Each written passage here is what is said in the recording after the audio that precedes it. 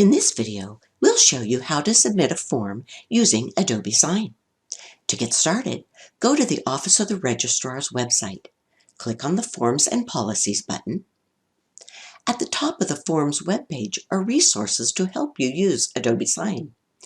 Use the Adobe Sign directory to help you find who needs to sign your form and their username email. For this tutorial, we'll use the Major Change form. On the landing page, look for Before You Begin. For our example, we can see we need the department chair and the department staff for the new major. Remember to use the Adobe Sign directory if you need to look them up. Click on the link. The Adobe Sign sign-on page will open. Select the Continue with Google option. You will either be redirected to the Humboldt sign-on page or directly to Adobe Sign if you're already signed in. First, we'll enter emails for all the people who need to sign our form. Click on More to expand the instructions. Enter each email in the correct space so that your form will route correctly. If you need to add files, you can add them here. When you're ready, click Send to initiate the form.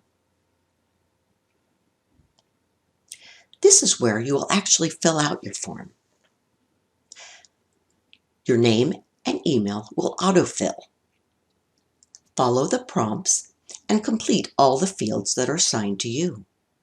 A red asterisk will let you know that a field is required. Watch for pop-up tips to help you fill out the form.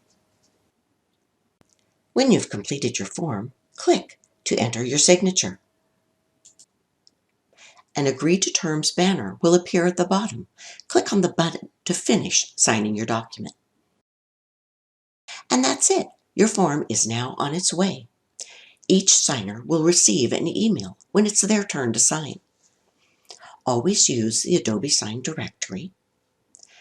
Use username emails with Adobe Sign. And always enter the emails in the correct order. We hope this video will help you use Adobe Sign to complete and route your forms that require signatures. Thanks for watching.